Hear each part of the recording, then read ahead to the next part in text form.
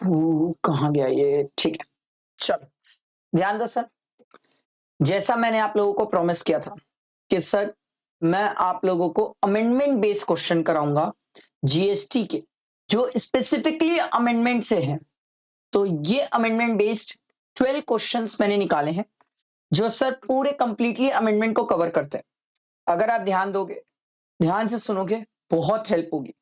और सबसे इंपॉर्टेंट बात, मैं जब आपको ये क्वेश्चंस कराऊंगा तो मैं एकदम नॉर्मल सिंपल जैसे रेगुलर क्लास में समझाया हो ना, वैसे धीरे धीरे समझाऊंगा, क्योंकि अमेंडमेंट बेस्ड क्वेश्चन है। I personally think they are very very damn important, but थोड़ा पेशेंस रखना। मैं आपको इसलिए समझाया, ये बात इसलिए बोला क्योंकि कई सारे स्टूडेंट मेरे को बोले सर आपके रिविजन थोड़े से फास्ट रहते। आई कंसिडर, मैं तो मान रहा हूँ रिविजन रहते हैं वो मेरे, रेगुलर क्लास थोड़ी रहती है जो एकदम स्लो स्लो रहेगी सर। रिवीजन रहते हैं सर। और ये और नाम भी होता है sir fast track batch. Fast track में तो मैं अगर आपसे स्लो स्लो करूंगा, मतलब एकदम धीरे धीरे पढ़ाऊंगा, तो आपको नहीं लगता आपका आखिरी 1 महीने में टाइम वेस्ट हो जाएगा सर? इसीलिए वो रिवीजन फास्ट ट्रैक फॉर्म पे होते हैं। अभी मैं आपको ये जो क्वेश्चंस कराने वाला हूँ, ध्यान देना, अच्छे से सुनना समझना। अमेंडमेंट बेस्ड क्वेश्चंस है और इनसे मैं नहीं बोल रहा हूँ यही आएगा, बट इनसे आने के चांसेस है। ठीक है, चांसेस तो है सर। चलो, तो ये मैंने पूरे चैप्टर्स और उसका इंडेक्स बना के आपको क्वेश्चंस वगैरह दिए हैं।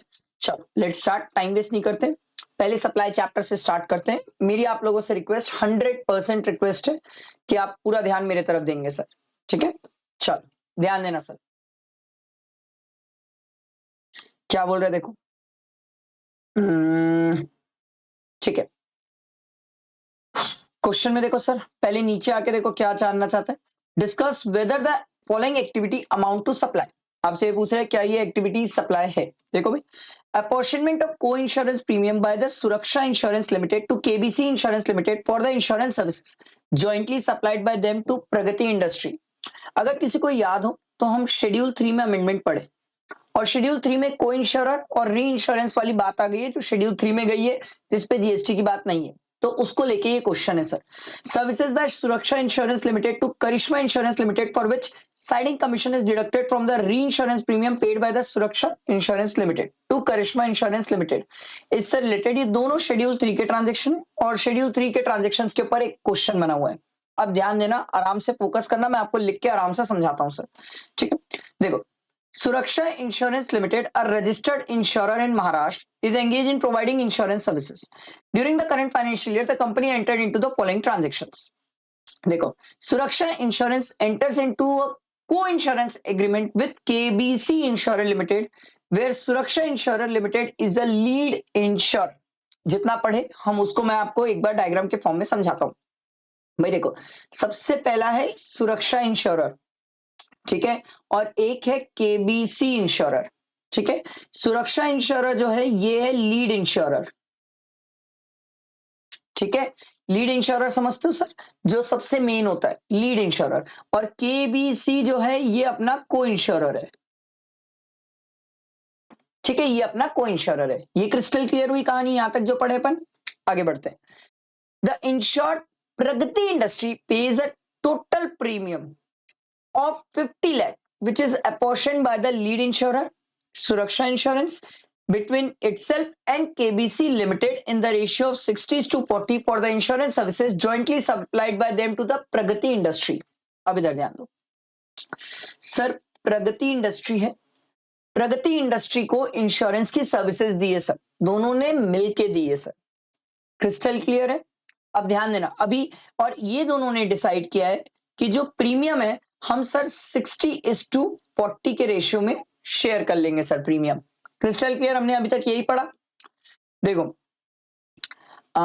ठीक है, Suraksha insurance limited agrees to discharge the entire GST liability on the full amount of premium receive from the Pragati industries. अब देखो क्या हुआ सर, प्रगति इंडस्ट्री जो है ना वो इंश्योरेंस कराई थी, तो उसने, अच्छा कितने का इंश्योरेंस है सर, इंश्योरेंस है टोटल प्रीमियम ऑफ 50 लाख। ठीक है, तो प्रगति इंश्योरेंस ने ना सर प्रीमियम पे किया सुरक्षा इंश्योरेंस को 50 लाख रुपीस का, और इस 50 लाख पे जो जीएसटी बनता है, इस 50 लाख पे जो जीएसटी बनता है वो सुरक्षा इंश्योरेंस ने बोला कि मैं गवर्नमेंट को ये जीएसटी क्या करूंगा, दे दूंगा। यहां तक क्रिस्टल क्लियर है, कोई दिक्कत नहीं है। अब बात ये हुई कि जब ये 50 लाख है तो सर हम तो लीड इंश्योरर हो गए, बट हमारा को इंश्योरर भी तो है ना सर, जो हमारे साथ में इंश्योरेंस किया है। तो सर जो को इंश्योरर है, क्या हमें उसके साथ प्रीमियम शेयर करना है? हाँ सर, हमें प्रीमियम शेयर करना है। तो हमें 50 लाख का 40% प्रीमियम केबीसी के साथ शेयर करना है। Crystal clear? 50 लाख का 40% मतलब 20 लाख। 20 लाख का प्रीमियम हमें शेयर करना है। अब बात ये हुई थी, इस पे डाउट क्या अराइज हो रहा था, ये समझो। डाउट ये अराइज हो रहा था कि सर ये जो केबीसी वाले हैं और ये जो सुरक्षा वाला है, ध्यान से सुनना, एकदम ध्यान से सुनना, एकदम ध्यान से सुनना। सर केबीसी वाला सुरक्षा वाले को इंश्योरेंस की सर्विसेज दे रहा है, क्योंकि ये इसका को इंश्योरर है। ठीक है, कहां पर डाउट अराइज हुआ था वो समझो। केबीसी वाला सुरक्षा वाले को इंश्योरेंस की सर्विस दे रहा है और सुरक्षा वाला उसे उस चीज का 20 लाख रुपीस का क्या दे रहा है, प्रीमियम दे रहा है। तो सरकार डाउट इसी चीज पे आया, क्या इस 20 लाख पे जीएसटी आएगा क्या? डाउट यही था, क्या इस 20 लाख पे जीएसटी आएगा क्या?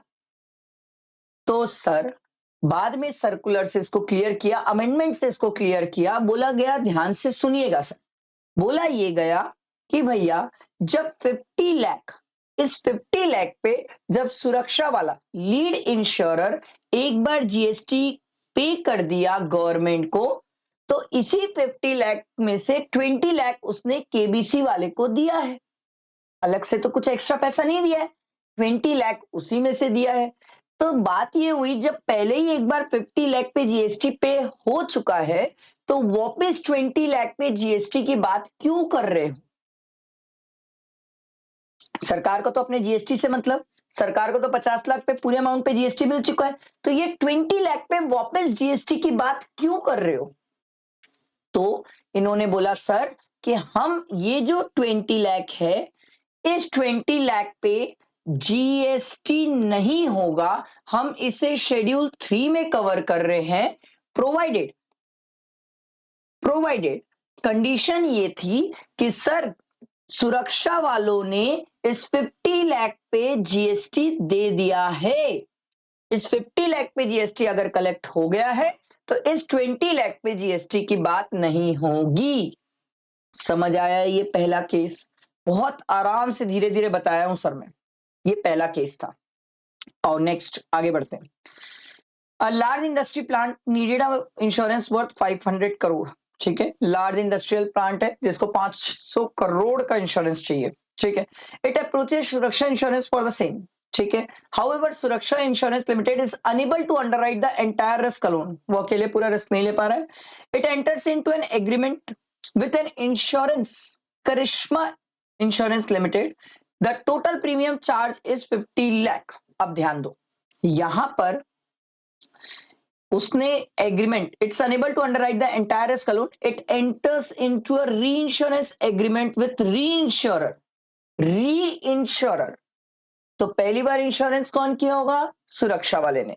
रीइंश्योरेंस मतलब करिश्मा वाले ने वापस उसी चीज को इंश्योर्ड किया, जो पहले से इंश्योर्ड हो चुकी थी उसी चीज को करिश्मा वाले ने वापस इंश्योर्ड किया।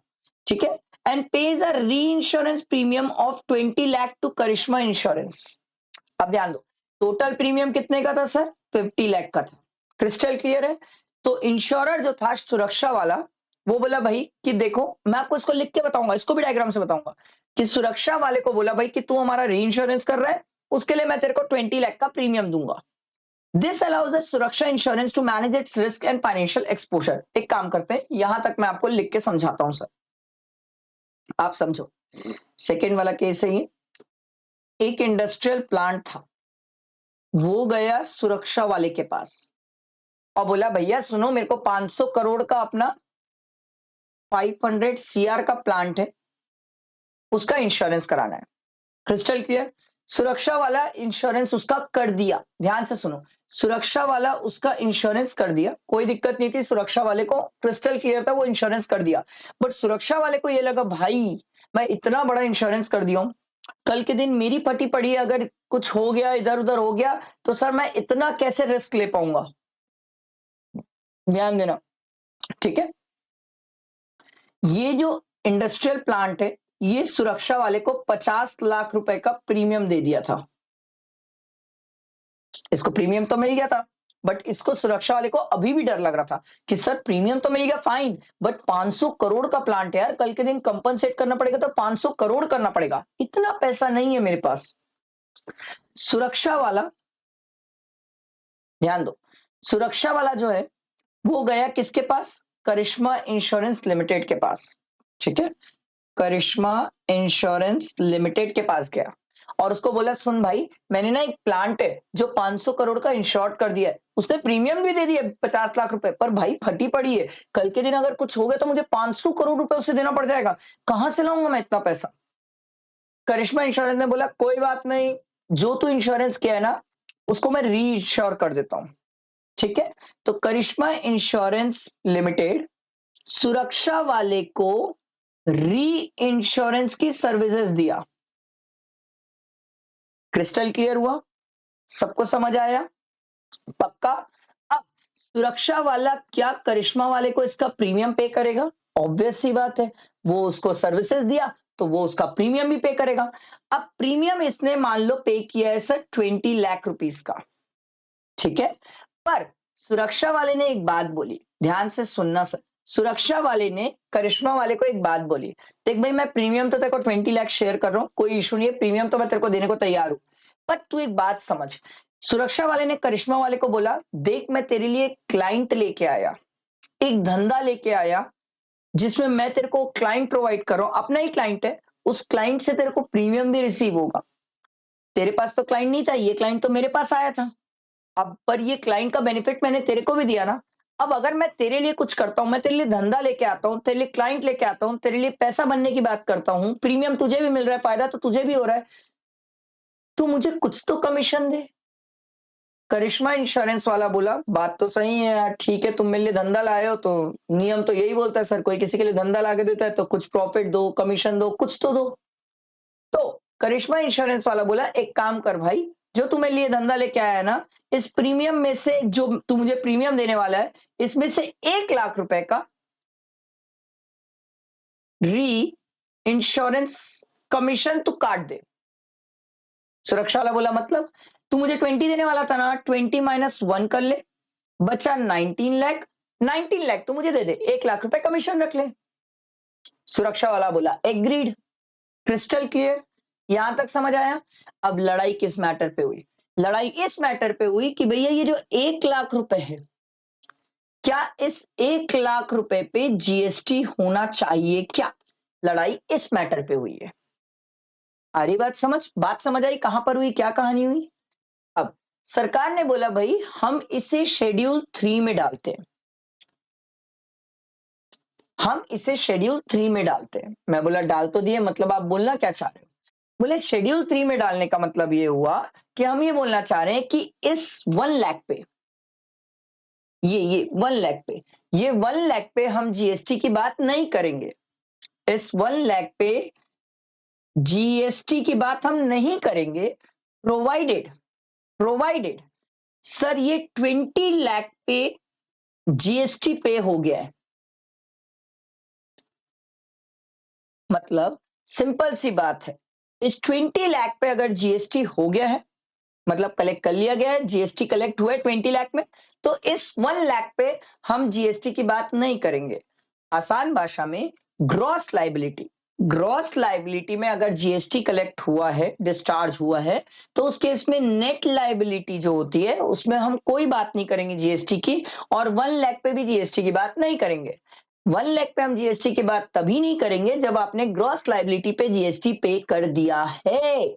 अगर आपने ये पे नहीं किया है तो आप बैठिए, आपको पे करना होगा।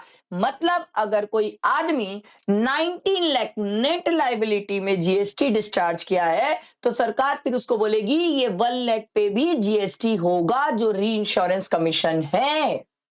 आई मेरी बात समझ? क्लियर हुआ सबको? बहुत सिंपल, धीरे धीरे आराम से बताया। चाहता तो भगा सकता था सर, इससे तो ज्यादा स्पीड से बता ही सकता था मैं, पर फिर भी आपको धीरे धीरे बताया। एग्जाम में कहां पूछेगा ये समझ भी नहीं आएगा ये आपको, अगर आपने ध्यान से नहीं सुना और समझा तो। आई होप ये सप्लाई, अच्छा इसमें जो आंसर दिया हुआ है थ्योरी, आई पर्सनली थिंक आप रीड कर सकते हैं सर, क्योंकि मैं आंसर फिर पूरा रीड करने जाऊंगा, it will take a lot of time. आप ये समझो मैं क्या बताना चाह रहा हूं। 20 लाख पे अगर ग्रॉस लाइबिलिटी पे जीएसटी डिस्चार्ज हुआ है, तो उस केस में 1 लाख पे जीएसटी की बात नहीं होगी। अगर 19 लाख पे जीएसटी डिस्चार्ज हुआ है, तो सरकार ने बोला कि बैठो फिर 1 लाख पे भी जीएसटी की बात हम करेंगे। ऑल टुगेदर सरकार को 20 लाख पे जीएसटी चाहिए। 20 लाख पे जीएसटी मिल गया, सरकार उसके बाद आपसे दिमाग नहीं लगाएगी। आई बात समझ? क्रिस्टल क्लियर हुआ? बैठा है दिमाग में? ये हमने सप्लाई चैप्टर का अमेंडमेंट कवर किया। अब आओ आगे नेक्स्ट चैप्टर भी देखना है, और भी चैप्टर है, ऐसा थोड़ी कि सिर्फ सप्लाई चैप्टर है, और भी चैप्टर है जिसके अपन को अमेंडमेंट्स कवर करना है। ध्यान दो, चार्ज एंड कंपोजिशन का देखते हैं सर, क्या अमेंडमेंट बेस्ड क्वेश्चन है। और नीचे आके देखें पहले क्या पूछ रहा है। Determine the GST liability of mister, ठीक है, Asur for the month of March 2025 by giving the necessary explanation for the treatment of various item. Rate of tax for both inward and outward supply of the CGST and SGST is 9% each, except GTA। GTA के लिए sir 2.5% चल रहा है, और renting of motor vehicle के लिए भी sir 2.5 चल रहा है। No ITC is availed by the Asur। ठीक है भाई, चलो पढ़ते हैं। Asur a sole proprietor concern owned by the Mahadev, हे भगवान, a registered supplier under GST is engaged in providing various services under one roof. The concern provide the following information pertaining to supply made during the month of March 2025. ठीक है भाई। Supply of services of a GTA in respect of transportation of goods by road to PQR Limited, registered factory under और governed by the Factories Act 1948. Sir GTA की services provide किया है, किसको provide किया है सर? PQR लिमिटेड को, body corporate को provide किया है। सर क्या यहां पर रिवर्स चार्ज वाली बातें आएगी? यस सर, क्योंकि आपको नीचे बताया है सर वो 2.5% में चल रहा है और आईटीसी लेता नहीं है सर। तो सर PQR लिमिटेड तो बॉडी कॉर्पोरेट हो गया, स्पेसिफाइड रिसिपिएंट हो गया, सर रिवर्स चार्ज की बातें आएंगी सर, ये रिवर्स चार्ज में टैक्सेबल है। दूसरा, स्पॉन्सरशिप फीस रिसीव्ड, रिसीव किया हूं मैं फीस, आप समझो असुर वाले ने स्पॉन्सरशिप फीस रिसीव की, तो मैं रिसीव कब करता हूं फीस? जब मैं कोई सर्विसेज देता हूं। अबे मैं लेक्चर बेचूंगा तो मेरे पास पैसा आएगा ना, तो मैं सर्विस प्रोवाइडर हुआ, जिसको पैसा मिलता है वो सर्विस प्रोवाइडर है, और जो पैसा दे रहा है वो सर्विस रेसिपिएंट है। आधी से ज्यादा लोग तो स्पॉन्सरशिप की सर्विसेज में ये कंफ्यूज है कि सर सप्लायर कौन है, रेसिपिएंट कौन है। क्रिस्टल क्लियर है सर, जो पैसा दे रहा है रेसिपिएंट है, जो पैसा ले रहा है सप्लायर है। तो सर यहां पर मैं स्पॉन्सरशिप फीस रिसीव किया हूं, और मैं हूं sole proprietor from Jagat Guru who sponsored a debate competition organised by the Asur. तो सर मैं स्पॉन्सरशिप फीस रिसीव किया। सर क्या सामने वाला, अच्छा स्पॉन्सरशिप सर्विसेज तो अमेंडमेंट है, sponsorship services provided by any person other than body corporate to any body corporate or partnership firm reverse charge। Sir ये तो जगत गुरु है ना, ये बॉडी कॉर्पोरेट ना ये पार्टनरशिप फर्म, क्या reverse charge? No sir, forward charge, क्योंकि मैं रजिस्टर्ड हूं सर, इसलिए फॉरवर्ड चार्ज। मैं अनरजिस्टर्ड होता, खत्म कहानी, एग्जेम्प्ट हो जाता, फिर काहे का जीएसटी सर। आगे देखो, services by way of renting of residential dwelling to Mr. P, a sole proprietor registered under GST. Mr. P has taken the premises for his self-residence. Renting of residential dwelling to a registered person जो कि sole proprietor है, अगर वो business के नाम से नहीं ले रहा है तो उस केस में एग्जेम्प्ट है। यहां पर सर कहीं नहीं लिखा है कि वो बिजनेस के नाम से लिया है, सेल्फ रेसिडेंस लिखा है, इसलिए ये एग्जेम्प्ट है सर। बात आई समझ? अगला, security services to ABC limited, a registered person under GST. Security services provided by any person to a registered person, तो रिवर्स चार्ज होता है सर, क्योंकि ये रजिस्टर्ड है। Sir security services provided to PSR trust and unregistered person under GST. Sir security services provided by any person to a registered person reverse charge होता है, सामने वाला तो अनरजिस्टर्ड है, सर फॉरवर्ड चार्ज। आगे देखो, providing renting of motor vehicle to Amaze tour limited and supply value include cost of fuel. Sir renting of motor vehicle provided by any person to a body corporate sir limited to a body corporate reverse charge. Sir renting of motor vehicle to Preeti and company firm and supply include cost of fuel. Sir to body corporate reverse charge होता है, ये body corporate नहीं है sir, ये तो partnership form है, forward charge. समझ आया, बैठा दिमाग में? अच्छा क्वेश्चन था सर। आओ सर अब एकदम मस्त अमेंडमेंट बेस्ड क्वेश्चन देखते हैं, देखो क्या बोल रहे हैं। Vidata Foundation of Commerce organized a business summit in Surat, Gujarat, in which all the startups were invited to pitch their business ideas. Asha Kiran Private Limited, registered in the state of Maharashtra, sponsored the summit and paid a sponsorship fees of 1,50,000 to Vidata Foundation of Commerce. पहले तो आप ये समझो कि विदाता foundation of commerce कौन है। Sir sponsorship fees पे की गई है, किसको? विधाता फाउंडेशन ऑफ कॉमर्स को। तो विधाता foundation of commerce sir supplier है, ये पहले समझो, ठीक है। और उसको पे कौन किया है sir? Asha Kiran private limited, Asha Kiran private limited sir इसने पे किया। ये कौन हो गया? रिसिपिएंट। पहले ऐसे देखा करो सर, एग्जाम में लिख लो ना, कोई बुराई थोड़ी क्या, लिख लोगे तो मार थोड़ी देगा आपको कोई, अगर ऐसे लिख लिए तो। अरे भैया अपन ज्यादा अच्छा लिख के चलो, गलती होने के स्कोप नहीं बचते। You are required to determine who is liable to pay tax if Vidata Foundation of Commerce is a body corporate। लो भाई पहला केस जहां पर ये बॉडी कॉर्पोरेट है, और ये तो ऑब्वियसली बॉडी कॉर्पोरेट है, ठीक है। Sir body corporate to body corporate मैं लिखवाया हूं, अमेंडमेंट लेक्चर में लिखवाया हूं ये चीज। Sir body corporate to body corporate है सर, फॉरवर्ड चार्ज है, क्योंकि हम क्या पढ़ के आए? Sir sponsorship services provided by any person other than body corporate, अगर बॉडी कॉर्पोरेट आ गया तो फॉरवर्ड चार्ज सर। समझ आई बात? दूसरे केस में भी ये तो बॉडी कॉर्पोरेट ही है सर, बट दूसरे केस में not a body corporate, any other person लिख लेते हैं, any other person. Sir any other person providing services of sponsorship to any body corporate, sir reverse charge. आया समझ? आई होप अब स्पॉन्सरशिप सर्विसेज को लेके किसी को कोई डाउट नहीं होगा। क्वेश्चन भी करा दिया, अमेंडमेंट बेस्ड लिख के भी बता दिया। आई होप क्रिस्टल क्लियर हुआ होगा, एकदम दिमाग में आराम से बैठ गया होगा। समझ आया? ये हमने 4 चैप्टर का अमेंडमेंट कवर किया, इसके बाद और भी अमेंडमेंट है, ऐसा थोड़ी के सर इतने में अमेंडमेंट खत्म हो गया, अभी तो और भी अमेंडमेंट कवर करना है। साथ में बने रहो, लाइक करो, फ्रेंड्स को शेयर करो, सब अच्छे से कवर हो जाएगा सर। और ये पीडीएफ वगैरह मिल जाएगा सर, पीडीएफ के लिए हड़बड़ाना मत, सब मिल जाएगा सर, ठीक है। चलो थैंक यू। चलो ध्यान दो, एग्जेम्पशन का अमेंडमेंट कवर करते हैं।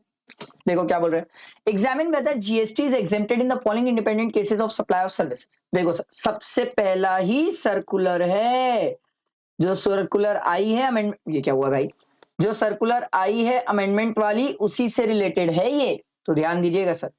देखो Apex facility provided civil maintenance services for the upkeep of the municipal corporation of Delhi head office building. The value of supply of goods constitute 20% while providing such maintenance services. Sir क्या हम पढ़ के आए हैं, services provided to government में composite supply, जिसमें हम पढ़े थे सर 25% से ज्यादा वैल्यू ऑफ गुड्स नहीं होना चाहिए, यही पढ़ के आए हो सर, सभी यही पढ़े हैं सर। पर एक सर्कुलर से इन्होंने क्रिस्टल क्लियर किया था कि सर एमसीडी को हम sir article 243 W of the constitution में कवर नहीं करते हैं, और इसे हम म्युनिसिपैलिटी और पंचायत में कवर नहीं करते हैं। इसका मतलब जो एमसीडी को सर्विसेज प्रोवाइड की गई है ये टैक्सेबल है। ये सर्कुलर बेस्ड क्वेश्चन है कि एमसीडी को म्युनिसिपैलिटी और पंचायत में कवर नहीं किया जाता अंडर आर्टिकल 243 डब्ल्यू। समझ आई बात? ये पहला। दूसरा, ये तो अमेंडमेंट है, देखो, stay home LLP receive 2 lakh rupees for accommodation services provided to 10 students preparing for UPSC. The said accommodation services is supplied for a continuous period of 6 months at a monthly rent of 20,000 per month. Sir हम पढ़ के आए हैं, हमें 90 days चाहिए था minimum, plus continuous period of 90 days, plus sir 20,000 तक की कहानी थी सर। अब ये तो 6 महीना रह रहे हैं, तो 90 डेज से ज्यादा है सर, ये तो 20,000 ही है। वहां पर लिखा था एक्सीडिंग 20,000 होगा तो टैक्सेबल है, 20,000 तक तो एग्जेम्प्ट है ना सर। तो इस केस में ये कंडीशन सैटिस्फाई कर रहा है, इसीलिए ये क्या है, एग्जेम्प्ट है। समझ आई बात, क्लियर हुआ सबको, बैठा है दिमाग में, आ गया। नेक्स्ट क्वेश्चन देखो, डिटरमाइन द टैक्सेबिलिटी और otherwise of the following services provided by the Indian railway. देखो क्या क्या सर्विसेज है, क्लॉक रूम सर्विसेज, अमेंडमेंट की बात है सर, ये तो अमेंडमेंट से एग्जेम्प्ट हुआ है सर।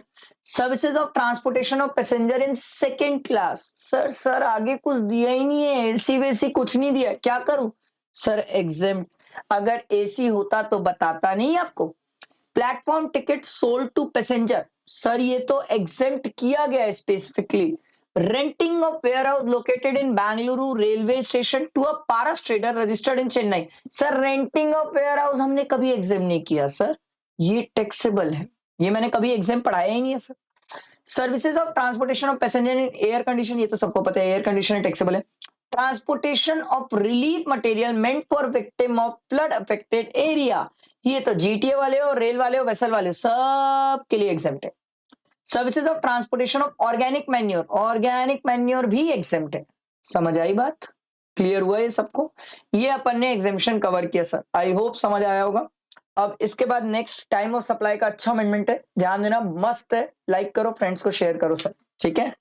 हेलो फ्रेंड्स, चलो ध्यान दो, टाइम ऑफ सप्लाई का क्वेश्चन करते हैं।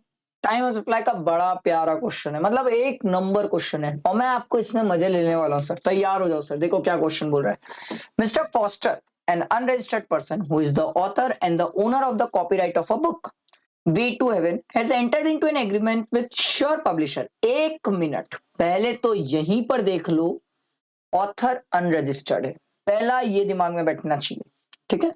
entered into an agreement on 15/7/2025 for its publication। In the terms of the agreement, the copyright is transferred to a Sure Publisher for a lump sum amount of 5 lakh on 18/7/2025।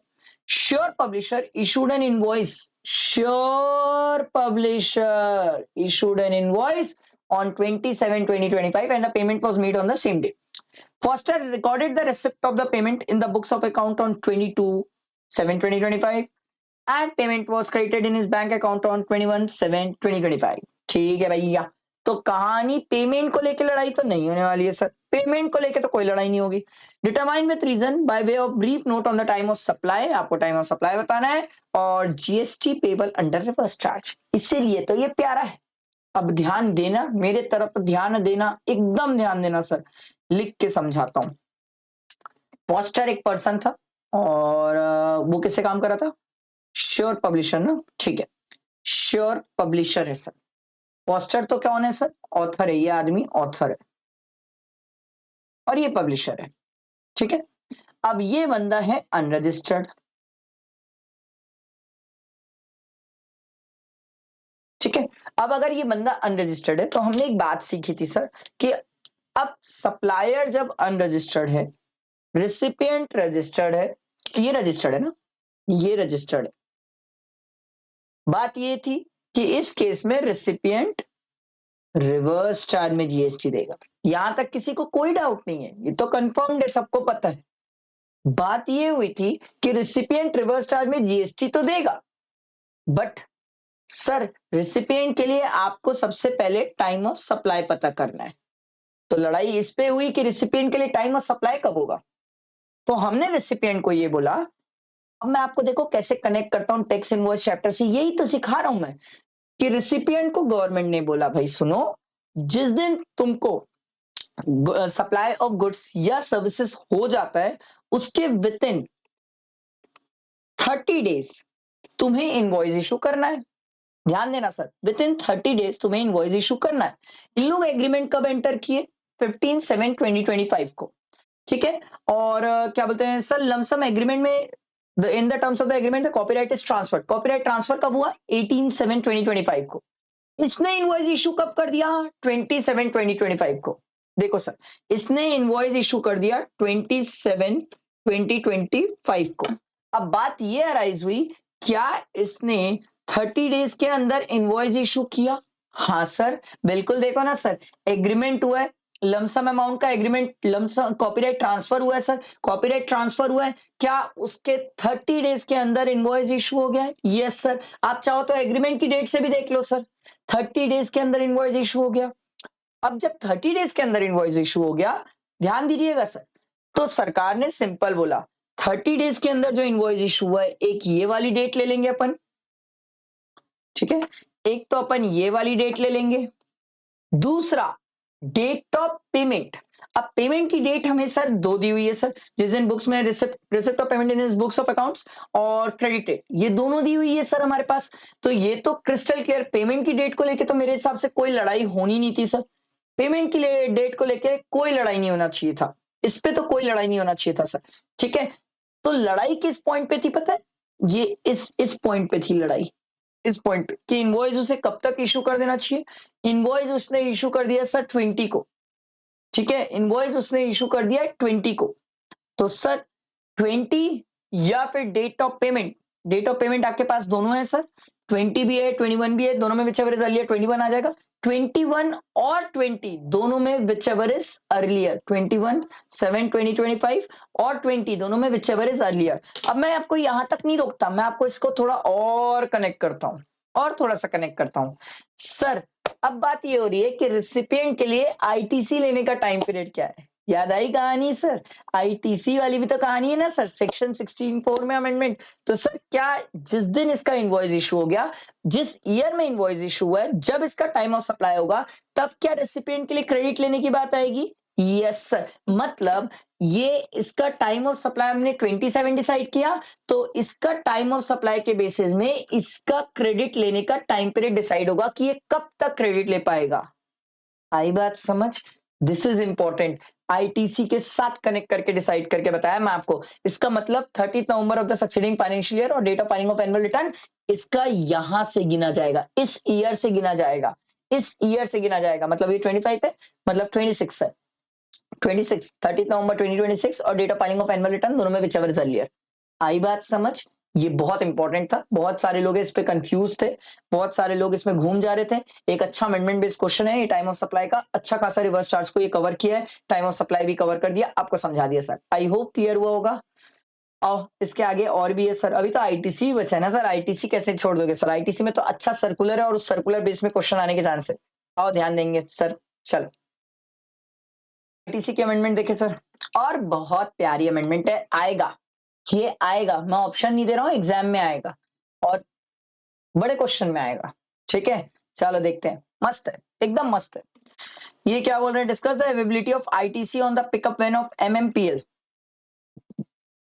ठीक है, with reference to the provision under GST law, in which month MMPL is eligible to avail ITC on the purchase of van and how much ITC is available in respect of the vans। ठीक है भाई, पूरा ध्यान मेरे तरफ होना चाहिए, पूरा ध्यान, क्योंकि मैंने ये चीज आपको अमेंडमेंट के लेक्चर में भी कवर कराई है, but still I want to explain here also. अच्छा है, mascot motors private limited, herein after referred as MMPL, a dealer of the motor vehicle registered in Udaipur, Rajasthan, has given an X work contract to, अरे भगवान गजब भैया, X work contract to Ganesh Trader registered in Ahmedabad, Gujarat, manufacturing 10 units of pickup vans।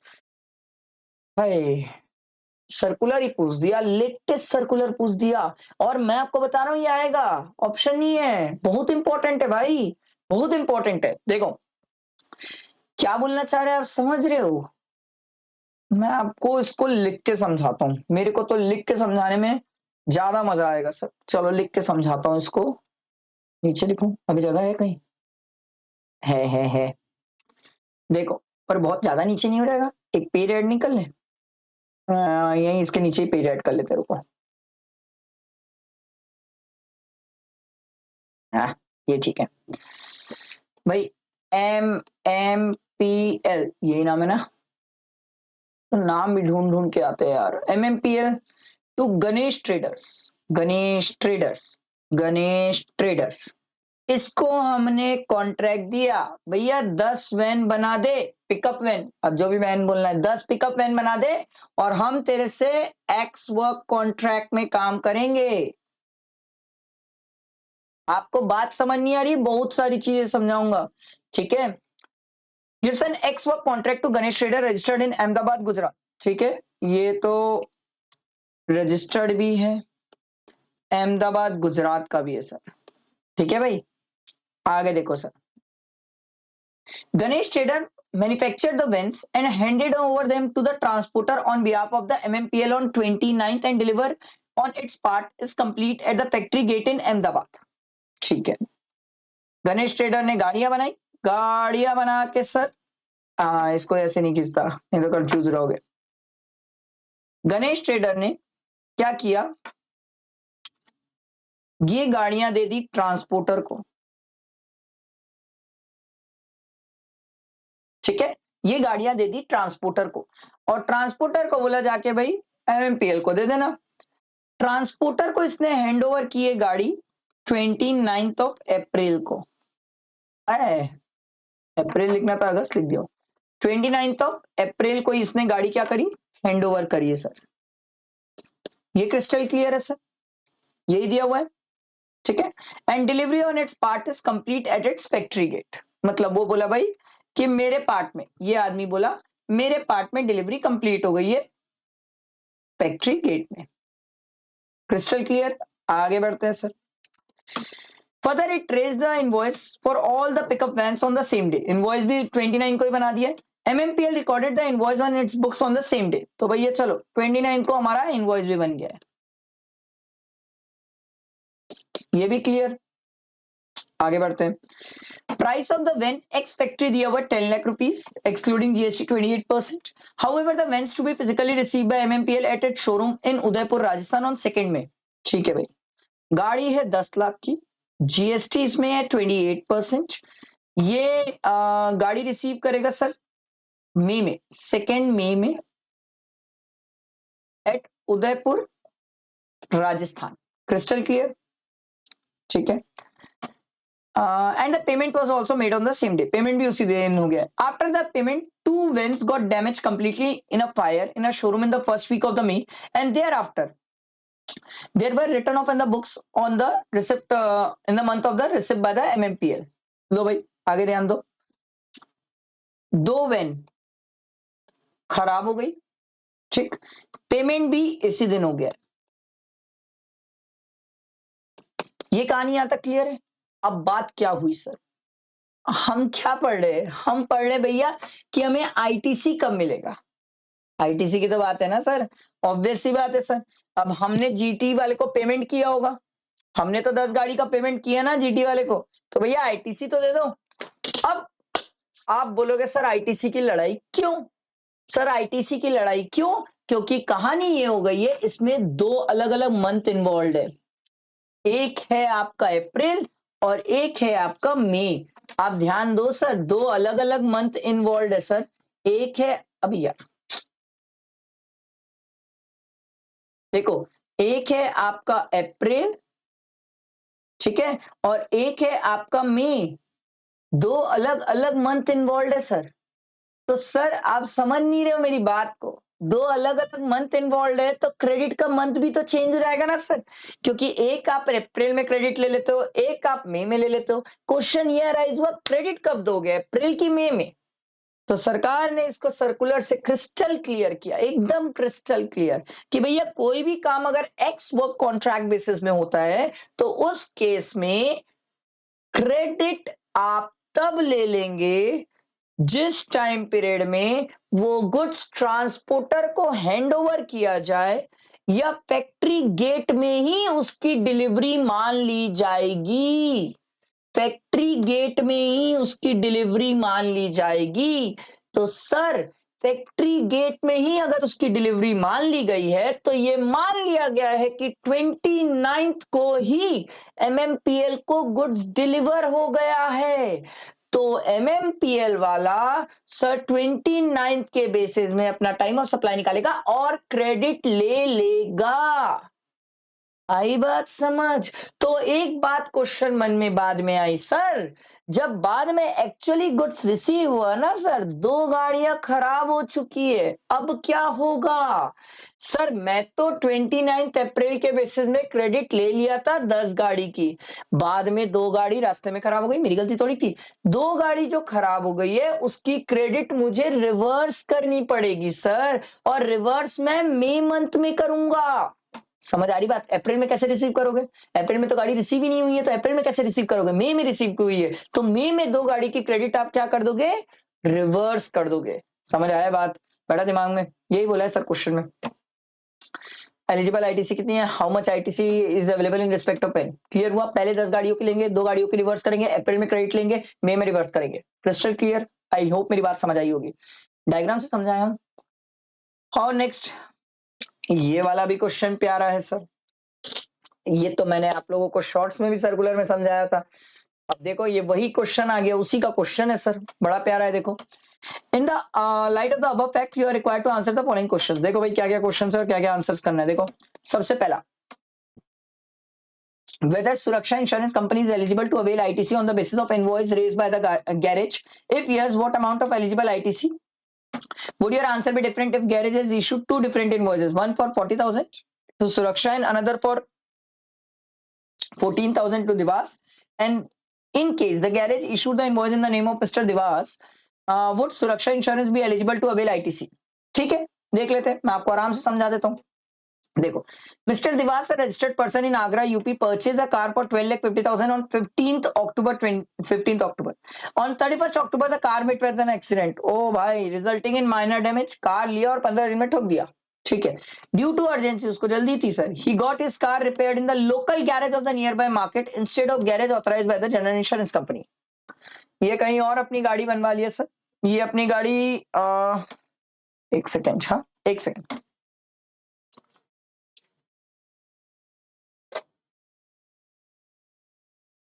ठीक है sir, ये अपनी गाड़ी locally कहीं पर मार्केट में बनवा लिए, जहां पर ऑथराइज था वहां बनवाया। ठीक है, दो this was car was insured, भले ही कार इंश्योर्ड थी। The total cost of repair was 54,000. On the instruction of Mr. Devas, the invoice for the entire amount was raised by the garage in the name of Suraksha Insurance Company Limited. The insurance company approved the claim only for 40,000 after the survey and reimbursed the same amount along with GST or at the rate of 18% to Devas. आराम से समझते हैं, मैंने आपको ये पहले भी समझाया, सर्कुलर में यही समझाया था और यही है क्वेश्चन, यही है क्वेश्चन। क्वेश्चन सिंपल है सर, इंश्योरेंस कंपनी, क्या पहली बात तो क्या इंश्योरेंस कंपनी रिसिपिएंट मानी जाएगी? यस, इंश्योरेंस कंपनी उतने अमाउंट के लिए रिसिपिएंट मानी जाएगी जितना अमाउंट वो रीइंबर्स कर रही है दिवास को, क्योंकि दिवास जो है ना सर, लोकल गैरेज से गाड़ी बनवाया, तो दिवास ने एक बार अपने तरफ से पैसा दे दिया, फिर इंश्योरेंस कंपनी ने उसको रीइंबर्स कर दिया, ले भाई तू जितना दिया था मैं रीइंबर्स करती हूँ, बट पूरा 54 नहीं करूंगी, 40 करूंगी, 40 का अप्रूव करिए। तो 40,000 के लिए इंश्योरेंस कंपनी रिसिपिएंट है, ये क्रिस्टल क्लियर दिमाग में बैठाओ। तो 40,000 की क्रेडिट इंश्योरेंस कंपनी ले लेगी, पहले तो उसे रिसिपिएंट माना जाएगा, फिर वो क्रेडिट भी ले लेगी। बात ये 14,000 का अलग से बिल बना, क्या उसकी क्रेडिट ले सकते हैं? नो, क्योंकि वो दिवास के नाम पे, दिवास के नाम पे रहेगा तो उसकी क्रेडिट नहीं हो सकती है। क्रिस्टल क्लियरिटी है, क्रेडिट हो ही नहीं सकती, क्रेडिट उतने की ही होगी जितना इंश्योरेंस कंपनी के नाम पे है सर। ठीक है, इसके बाद बोल रहा है सर कि अगर इनवॉइस में, इनवॉइस शुरू से ही दिवास के नाम पे बना, इंश्योरेंस कंपनी के नाम पे इनवॉइस ही नहीं बना, भाई हमने क्या बोला, एक मिनट इधर ध्यान देना सर, ये इंश्योरेंस कंपनी है, ठीक है, और ये लोकल गैरेज है। लोकल गैरेज अगर बिल बनाता है, इनवॉइस, इनवॉइस, ठीक है, अगर इनवॉइस बनाता है इंश्योरेंस कंपनी के नाम से, तो इंश्योरेंस कंपनी रिसिपिएंट, जितने का बिल बनाया उसके लिए वो रिसिपिएंट। अगर ये इनवॉइस बन गया सर दिवास के नाम से, तो उस केस में इंश्योरेंस कंपनी रिसिपिएंट ही नहीं मानी जाएगी और क्रेडिट ले ही नहीं सकती। तो याद रखना, इनवॉइस किसके नाम से होना चाहिए, और इनवॉइस किसके नाम से होना चाहिए? इंश्योरेंस कंपनी के नाम से। देवास के नाम से नहीं होना चाहिए, क्रेडिट नहीं मिलेगी सर, रिसिपिएंट नहीं मानी जाएगी insurance company, very very important. जितना रीइंबर्स किए उतने की ही क्रेडिट मिलेगी, एक्चुअल रीइंबर्स जितना है उतने की ही क्रेडिट मिलेगी। जैसे अपने क्वेश्चन में 40,000 ही रीइंबर्स किया, 40,000 की क्रेडिट मिलेगी, 14 की नहीं मिलेगी, 14 की नहीं मिलेगी, 14 की नहीं मिलेगी, 14 की नहीं मिलेगी, वेरी वेरी इंपॉर्टेंट। क्योंकि 14,000 का जो बिल है वो किसके नाम से था, दिवास के नाम से था, और अगर दिवास के नाम से था तो उसके इसमें इंश्योरेंस कंपनी को रिसिपिएंट नहीं माना जाएगा। आई मेरी बात समझ? मेरे हिसाब से तो ये आईटीसी का बड़ा प्यारा सर्कुलर का क्वेश्चन है, जरूर देख के जाना चाहिए। आप इसको रीड करना, मस्त है सर, मैंने आपको जो समझाया वही दिया हुआ है सर, ठीक है। तो ये हमने अपना आईटीसी का कंप्लीट किए, उसके बाद और भी चैप्टर्स बचे हैं, ऐसा थोड़ी क्या सिर्फ आईटीसी थोड़ी क्या सर, और भी है। चलो ध्यान देना, आगे कवर करते हैं। टैक्स इनवॉइस में क्या दिया हुआ है देखो, ध्यान दो, मस्त है यार, एक से एक अच्छे अच्छे अमेंडमेंट के क्वेश्चन है sir. Muthuswamy, an electronic dealer registered in Bengaluru Karnataka, hired Mr. परिवहन logistic and unregistered GTA, GTA वाला अनरजिस्टर्ड है। अबे अपन चैप्टर क्या पढ़ रहे हैं, टैक्स इनवॉइस। मुत्तुस्वामी, अपना मुत्तुस्वामी रजिस्टर्ड है भैया, और बेंगलोर का, ठीक है। To a dealer his goods, to deliver his goods at the place of business of a customer in Jaipur Rajasthan. Goods कहाँ डिलीवर करना है, जयपुर राजस्थान। अच्छा, वो प्लेस ऑफ सप्लाई नहीं लड़ रहा हूं मैं आपसे, सिर्फ टैक्स इनवॉइस की बात कर रहा हूं। परिवहन logistic charge 60,000 for the transportation of goods which were paid by Muthuswamy. लो भैया, मैं पहले से बता रहा हूं, ये भैया जो मुत्तुस्वामी है रिवर्स चार्ज में जीएसटी पे करता है। लड़ाई किस पे हुई sir, which was paid by Muthuswamy on 4th January through account pay check. The delivery was also made on the same day. ओहो, डिलीवरी भी इसी दिन हुई है। तो जब तक गुड्स डिलीवर हो जा रहा है तब तक क्या इनवॉइस इशू हो जाना चाहिए? हाँ, इनवॉइस तो इशू हो जाना चाहिए। पर सर ये तो रिवर्स चार्ज वाली कहानी है, और रिवर्स चार्ज में गुड्स का केस है, रिवर्स चार्ज है, तो सर इनवॉइस इशू भी तो आपका 4 जनवरी तक हो जाना चाहिए। पर सर हमने ये बात सीख के आई थी, रिवर्स चार्ज के केस में अमेंडमेंट आया है सर, और अमेंडमेंट में हमने बोला सर कि रिवर्स चार्ज का अगर केस है जहां पर सप्लायर अनरजिस्टर्ड है, ऊपर सिखाया है सप्लायर अनरजिस्टर्ड है, रिसिपिएंट को इनवॉइस इशू करना है, तो सरकार बोलती है जिस टाइम सप्लाई ऑफ गुड्स और सर्विसेज हुआ है उसके विद इन 30 डेज तुम्हें इनवॉइस इशू करना है। Supply of goods and services कब हो गया, 4 जनवरी को हो गया, इससे तुम with in 30 days invoice issue कर दो। 30 डेज मतलब हो गया भैया तुम्हारा 3rd Feb, 3rd Feb को तुम इनवॉइस इशू कर दो, टाइम पीरियड है 3rd Feb तक इनवॉइस इशू करने का। तो आपसे क्वेश्चन यही पूछ रहा है sir, person liable to issue the tax invoice, recipient हमारा मुत्तुस्वामी क्या बोलते हैं रेज करेगा इनवॉइस। सर कब तक इशू करेगा सर, सर उसके पास 30 डेज का टाइम पीरियड है, समझ आ रहा है, 30 डेज का टाइम पीरियड है। Time of supply of transportation services provided by GTA assuming that the tax invoice is issued on the last day on which it has been issued.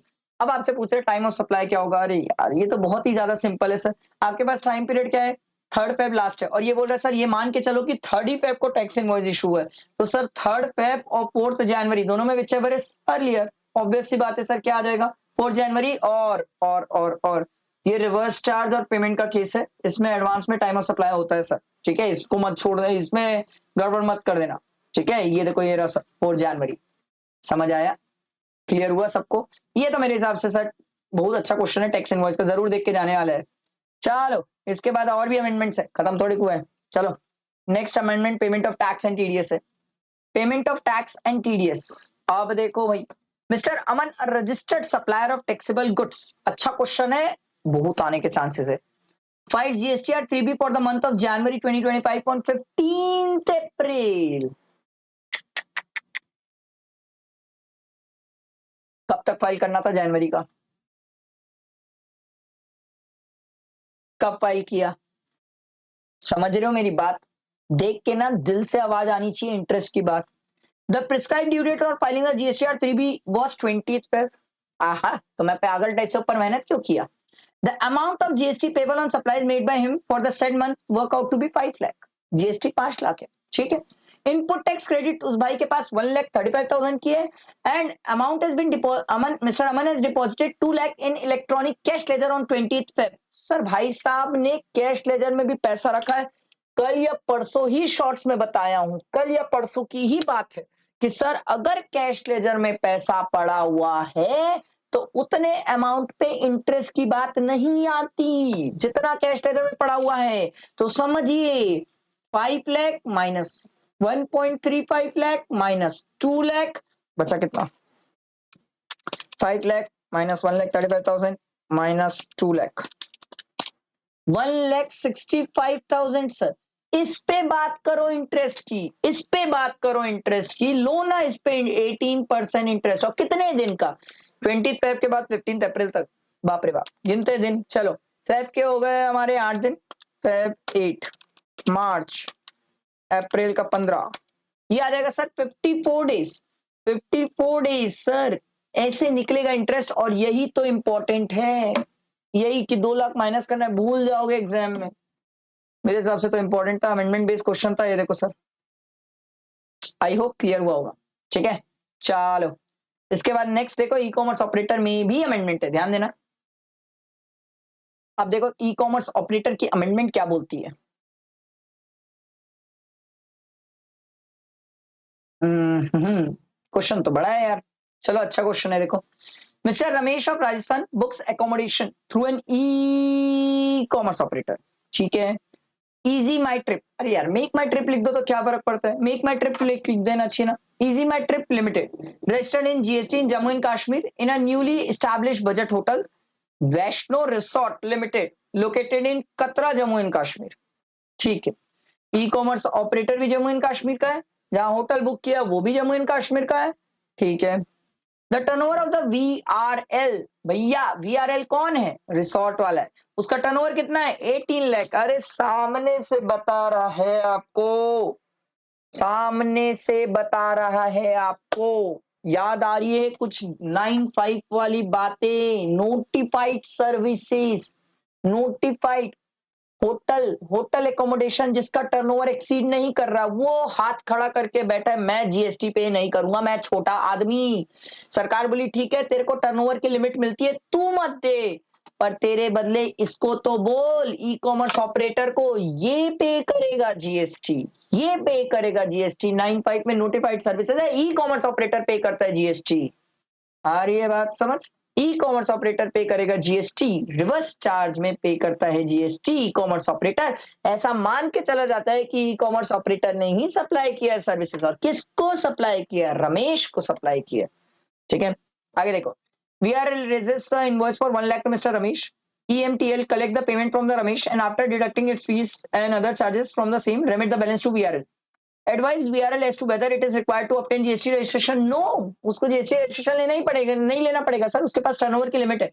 Also, whether tax is required to be collected at source by EMTL under section 52 on the services supplied by VRL to Mr. Ramesh through e-commerce operator. If yes, determine the amount of tax to be collected. Sir e commerce operator बीच में क्यों ला रहे हो, ये तो notified services में आ जाएगा, और नोटिफाइड है मतलब 95 में कवर हो जाएगा, और 95 में कवर हो जाएगा तो ई कॉमर्स ऑपरेटर रिवर ये टीसीएस कलेक्ट करने वाली बात नहीं है यहाँ पर, टीसीएस वाली बात नहीं है सर। रिवर्स चार्ज में 95 में ई कॉमर्स ऑपरेटर पे करेगा sir. Suppose in the above case, the other packs remain same. If VRL supplying accommodation services is also an e-commerce operator, लो ये VRL रिसोर्ट वाला खुद भी ई-कॉमर्स ऑपरेटर है। अब आप बात समझ रहे हो, अब पिक्चर में लड़ाई हो जाएगी। क्यों लड़ाई होगी समझो मेरी बात। पहले तो सर ई एम, अरे यार नाम भी लोग तो क्या, EMTL ना, ठीक है, EMTL ये था ई कॉमर्स ऑपरेटर। ठीक है, और ये क्या बोलते हैं, इसको मैं बीच में लिखता हूँ, रुको इसको मैं बीच में लिखता हूँ। पहला तो होटल था VRS, फिर EMTL, ये भैया ई कॉमर्स ऑपरेटर थे, और यहां पर था रमेश। ठीक है, तो सर जब VRS वाला रजिस्टर्ड नहीं था, EMTL ई कॉमर्स ऑपरेटर था, ये सर रमेश को सर्विसेज दिया, तो सरकार बोली ये 95 में नोटिफाइड है सर, EMTL पे करेगा जीएसटी रिवर्स चार्ज में, और उस केस में सर टीसीएस एप्लीकेबल नहीं होगा। अब बात ये हो रही है सर, ये वीआरएस खुद भी ई कॉमर्स ऑपरेटर है, समझ रहे सर, ये हो गया सप्लायर, और ये सप्लायर खुद ही ई कॉमर्स ऑपरेटर है। अब सर रमेश जो है, रमेश भी तो EMTL के थ्रू वीआरएस की सर्विसेज ले रहा है सर। तो ये हो गया buyer side e commerce operator. समझ आ रही कहानी? ये हो गया buyer side e commerce operator. अब बात आ रही है सर कि ये 9 5 में कवर होगा कि टीसीएस में? अब इस केस में ये टीसीएस में चले जाएगा दोस्तों। और अगर टीसीएस में चले गया तो इस केस में सर ईएमटीएल जो है सर्विसेज है 1 लाख की, और 1 लाख में वो 0.25 या 0.5 ले लो, तो 0.5 मतलब 500 सीजीएसटी और एसजीएसटी को मिला के इतना टीसीएस कलेक्ट करेगा। समझ आई बात? बैठा दिमाग में? जब ये भी ई कॉमर्स ऑपरेटर हो गया वीआरएस, तो उस केस में सर अपनी कहानी सेक्शन 52 में चले गए, टीसीएस वाले में चले गई। और जब ये वीआरएस वाला सप्लायर था, अनरजिस्टर्ड था, और 9 5 में बैठे हुए थे हम सर, हम 9 5 में बैठे हुए थे सर। आई बात समझ? ये मेरे हिसाब से अच्छा है, आपको मेरे हिसाब से ध्यान में रखना भी चाहिए। ठीक है, बिल्कुल ध्यान में रखना चाहिए, क्योंकि मेरे हिसाब से इसमें बहुत सारी गलती होने के चांसेस है सर। ठीक है, बहुत अच्छा क्वेश्चन है, बहुत अच्छे क्वेश्चन की प्रैक्टिस है। ठीक है, ये देखो, ये दिया हुआ जो मैंने आपको बताया सर। पहले तो आपके ऊपर सर ये कहानी आ जाएगी सर, 9 5 वाली कहानी है सर। ठीक है, और आईजीएसटी है तो 5 5 वाली कहानी है सर। ठीक है, और उसके बाद जब वो वीआरएस वाला ई कॉमर्स ऑपरेटर हो जाता है, तो उस केस में सर आप वहां से हट जाते हो, और वहां से हट के कहां पर आ जाते हो? टीसीएस का प्रोविजन एप्लीकेबल हो जाता है आपके ऊपर। मेरे हिसाब से अच्छा क्वेश्चन है, आई होप क्लियर हुआ होगा। फाइनली लास्ट रिटर्न देखो भाई, ध्यान दो, ये कंप्लीट करेंगे अपना, कंप्लीट हो जाएगा अमेंडमेंट बेस्ड क्वेश्चंस कंप्लीट। देखो लास्ट रिटर्न क्या बोलता है भाई, देखो क्वेश्चन क्या है, बहुत अच्छा क्वेश्चन है, मेरे हिसाब से ये भी अच्छा क्वेश्चन है, थ्योरी क्वेश्चन में एग्जाम में आ सकता है। Mehul enterprises registered under GST in the UP and a monthly return filer is engaged in making taxable supply of goods and services. It furnish the detail of its outward supply in the form GSTR 1 for the month of January on 11th Feb. However, on 14th Feb, accountant of Mehul Enterprises noticed that one invoice issued to Vaishali Trader registered in Gujarat for the supply of goods of value of 1 lakh pertaining to January has been inadvertently missed. भूल गया GSTR 1 में दिखाना। हम पढ़ के आए, कोई बात नहीं। आजकल सरकार ने बोला गलतियां इंसान से ही हो रही है, वने फाइल कर ले। तो उसने पूछा वने कब फाइल करूं? बोले after 11th Feb, before 20th Feb, क्योंकि 25 को तो तू जीएसटीआर 3B डाल देगा ना, इससे पहले तू डाल ले। वो बोला मैं तो डाल दूंगा वने में, सामने वाले के कब रिफ्लेक्ट होगा? बोले सुन, सामने वाले के अभी तो जीएसटीआर में रिफ्लेक्ट नहीं होगा, 2A 2B में रिफ्लेक्ट नहीं होगा, उसके नेक्स्ट टैक्स पीरियड में रिफ्लेक्ट होगा। यही चीज दिया हुआ ये क्वेश्चन। आई होप आप इसको रीड करोगे, आपको समझ आ जाएगा सर, क्रिस्टल क्लियर हो जाएगा सर। तो उसका नेक्स्ट टैक्स पीरियड कब होगा सर? फेब का होगा, क्योंकि ये तो कहानी अपन जनवरी की डाल रहे ना। अबे ये तो पता है ना सबको, ये कहानी अपन जनवरी की कर रहे हैं सर, ये पूरी कहानी आप जनवरी की क्यों, तो उसके नेक्स्ट टैक्स पीरियड मतलब फेब में रिफ्लेक्ट करेगा सर, क्योंकि जो भी आपने 1A में डाला है वो उसके नेक्स्ट टैक्स पीरियड में रिफ्लेक्ट करता है। आई होप समझ आया होगा। ये मैंने अमेंडमेंट बेस्ड क्वेश्चंस कराए सर, मैं आप लोगों के लिए और क्या करूं बताओ। देखो केस सिनेरियोज मैंने आपको करवा दिए, एमसीक्यूज चल रहे हैं। ठीक है, ये अमेंडमेंट बेस्ड क्वेश्चंस हो गए, फास्ट ट्रैक लेक्चर डाल दिया सर, और क्या टॉप 42 क्वेश्चंस जीएसटी के हो गए भाई, और क्या बचा? कुछ नहीं बचा। डीटी में टॉप 46 क्वेश्चंस हो गए, केस सिनेरियोज हो गए, फास्ट ट्रैक लेक्चर डल गए, एमसीक्यूज डल गए, और क्या ऐसा टॉपिक है जो बताओ मेरे को बच गया? सर सब कुछ हो चुका है, सब कुछ। अब सिर्फ पढ़ लो भाई। सबका पीडीएफ वगैरह ड्राइव में शेयर करता हूं मैं, इस आपको क्या लगता है इसका ड्राइव में नहीं आएगा? सबका ड्राइव में आएगा, एक एक पीडीएफ ड्राइव में आ जाएगा यार। अब सिर्फ बुक उठा के पढ़ ले मेरे भाई, पढ़ लेगा तो काम बन जाएगा, इतना तो कर ले भाई। और कोई डाउट क्वेरीज रहे तो मैं तो अपना नंबर भी शेयर करता हूँ वीडियो के नीचे, आप मेरे से पर्सनली आप मेरे से कनेक्ट कर सकते हो, मैं आपके डाउट भी क्लियर करूंगा। पढ़ना तो आप ही को पड़ेगा सर, आप ये सोचो मैं पढ़ लूं, नहीं हो पाएगा। मैं क्या पढ़ूं यार, पढ़ना तो आप ही को पड़ेगा बुक उठा के। सर आप ये सोचो कि ये जैसे थ्योरी क्वेश्चन है तो मैं आपको ऐसे लिखवाऊं sir, as per rule 59(1). Sir अगर मैं ये लिखवाने जाऊंगा, दो बातें हैं सर, एक आपका टाइम वेस्ट भी होगा, मेरा टाइम वेस्ट भी होगा। और मेरे हिसाब से सिंपल है सर, अगर आप बैठ के खुद लिखने की ट्राई करोगे ज्यादा बेटर, खुद सीखोगे। और आपके पास है तो सही आंसर, ऐसा तो नहीं है आंसर ही नहीं है।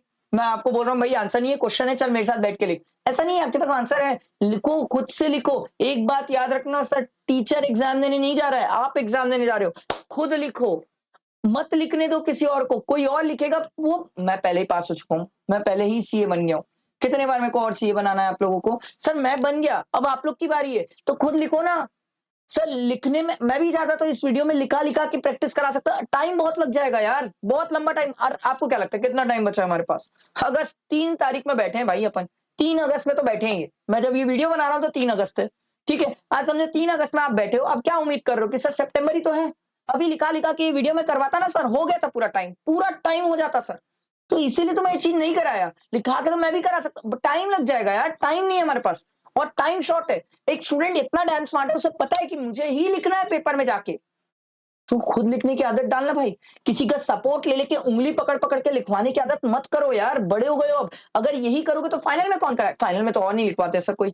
मैं भी फाइनल पढ़ाता हूँ सर, फाइनल में तो और नहीं लिखवाते, फाइनल में तो सिर्फ इतना ही डिस्कशंस होते हैं।